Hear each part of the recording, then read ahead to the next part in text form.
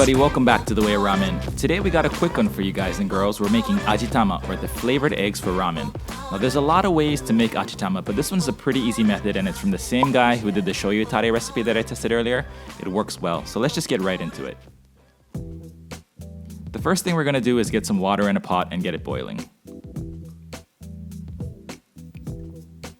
Take your eggs out of the fridge and poke a tiny hole at the bottom of each of the eggs. This helps the air escape from the egg while it's cooking. And some say that it makes it easier to peel, but I still wreck eggs, as you'll see soon, when I try to peel them with this method, so I'm not sure how true that is. Once the eggs are peeled, gently lower them into the boiling water with a ladle or a strainer. You don't want to just plop them in there because they might crack and that will mess up the shape of your egg. Cook them for about 7 minutes at a full boil.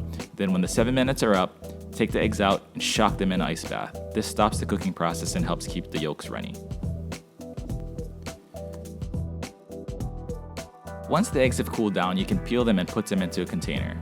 I found that if you get a little bit of water in between the egg and the shell, it helps to get the shells off a little bit more cleanly.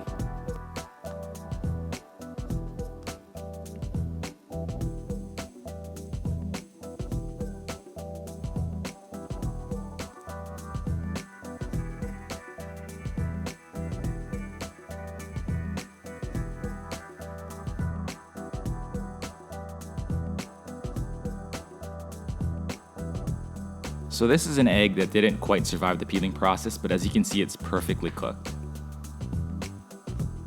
Next, we're going to make the tare for the eggs. Into a pot, add 500 milliliters of water, 100 milliliters of shoyu, 100 milliliters of mirin, and a teaspoon of sugar. Stir this to combine and heat this up. This is enough tare for about 5 eggs. If you're doing more, you're going to want to double this recipe. Once the tare is boiling, add your Katsuobushi bonito flakes and remove the pot from the heat to cool it down.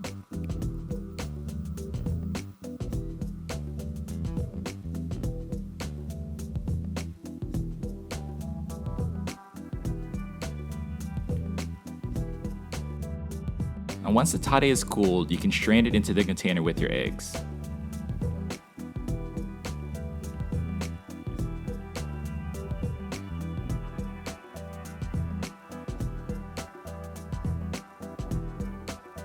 Cover the eggs with a paper towel.